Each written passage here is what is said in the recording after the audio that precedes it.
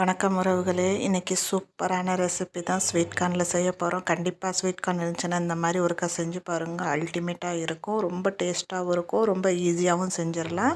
அதுக்கு இந்த மாதிரி நல்ல பீசஸ் பண்ணிக்கோங்க. இந்த சைஸில் நல்ல பீசஸ் பண்ணிக்கிட்டு ஒரு குக்கரில் கொஞ்சம் உப்பு போட்டு ஒரு கிளாஸ் தண்ணி, அது முங்குற அளவுக்கு தண்ணி ஊற்றினா போதும். ஊற்றி ஒரு சீட்டி மட்டும் எடுத்தால் போதும். ரொம்ப வேக வைக்க வேண்டிய அவசியம் கிடையாது. அது வெந்து வர்ற வரைக்கும் நம்ம அதுக்கு தேவையான ஒரு சாஸ் ரெடி பண்ணிக்கிடுவோம். அந்த சாஸுக்கு பார்த்திங்கன்னா கொஞ்சோண்டு சோயா சாஸ் எடுத்துருக்கிறேன். அதுக்கப்புறம் கொஞ்சோண்டு சில்லி சாஸ் எடுத்துருக்கிறேன். இங்கே ஸ்வீட் கார்னை நிறையா வெரைட்டியில் செஞ்சுருக்கலாம். ஆனால் இந்த மாதிரி ஒருக்கா செஞ்சு பாருங்கள். ரொம்ப ஈஸியாகவும் ரொம்ப டேஸ்ட்டாகவும் பசங்களுக்கும் ரொம்ப பிடிக்கும். இப்போ நான் ஒரு ஸ்பூனு ஆரிகானோ சேர்த்துருக்கிறேன். இல்லாட்டி பிஸா சீசனிங் இருந்துச்சுன்னா அதை சேர்த்துக்கோங்க. அதுக்கப்புறம் கொஞ்சோண்டு காரத்துக்கு மிளகாத்தூள் சேர்த்துருக்கேன். அதுக்கப்புறம் பிளாக் சால்ட்டு சேர்த்துக்கோங்க. அது ரொம்ப டேஸ்ட்டாக இருக்கும். பிளாக் சால்ட்டு சேர்த்து இந்த மாதிரி நல்லா மிக்சிங் பண்ணி வச்சுக்கலாம்.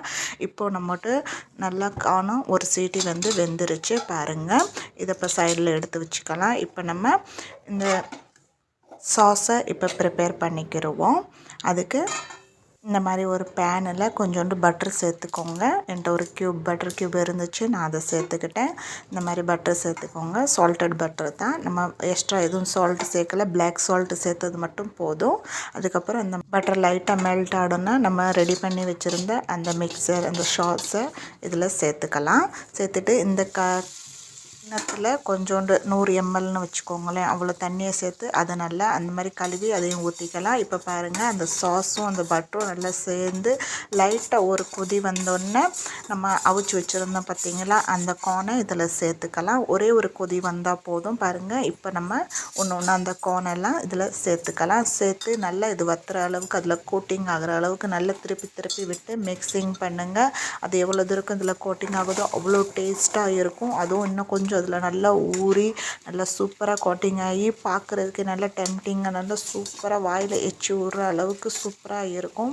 பார்க்குறதுக்கு மட்டும் இல்லை, சாப்பிட்றதுக்கும் அவ்வளோ டேஸ்ட்டாக இருக்கும். ரொம்ப சூப்பராக இருக்கும். கண்டிப்பாக அவருக்கு அந்த மாதிரி செஞ்சு பார்த்து எப்படி இருந்துச்சுன்னு என் கூட உங்கள் கமெண்ட்டை ஷேர் பண்ணுங்கள். நீங்கள் ஃபஸ்ட் டைம் சேனலுக்கு வந்திருந்தீங்கன்னா சேனலை சப்ஸ்கிரைப் பண்ணிக்கோங்க. வீடியோவுக்கு ஒரு லைக் போட்டுருங்க.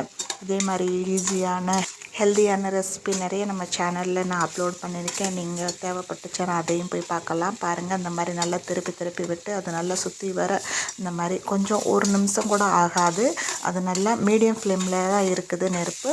நீங்கள் மீடியம் ஃப்ளேமில் வச்சு தாராளமாக இந்த மாதிரி திருப்பி திருப்பி விட்டு அதை நல்லா கிண்டி விட்டுக்கிட்டே இருங்க. அடியும் பிடிக்காது, நல்லா கோட்டிங் ஆயிரும். பாருங்கள், நல்லா ட்ரை ஆயிடுச்சு, நல்லா கோட்டிங் ஆயிடுச்சு, நல்லா அது ஊறி நல்லா இழுத்துருச்சு அந்த சாஸ் எல்லாம்.